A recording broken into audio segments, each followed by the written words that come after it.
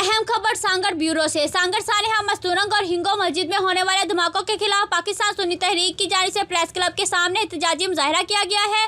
इस मौका पर जमाल कादरी, सूफी अमजद और दीगर रहनुमाओं का कहना था कि सानेहा मस्तूरंग पर दिल खून के आंसू रो रहा है। आका सल्लल्लाहु अलैहि वसल्लम के मिलाद के जुलूस पर हमला और मस्जिद में नमाजियों को निशाना बनाया गया। सानेहा मस्तूरंग और हिंगो में दौरान जुमा नमाज खुदकुश धमाके में 100 से ज्यादा अफराद शहीद हो गए। सानेहा मस्तूरंग और हिंगो में शहीद होने वालों के लवाहिकीन से इजहार ताज़ियत करते हैं। निगरान हुकूमत से मुतालबा किया है कि फिलफौर वाक़े में मुलव्वस अफराद को सख्त से सख्त सजा दी जाए। हमायती न्यूज़ से मोहम्मद वकार भट्टी की रिपोर्ट।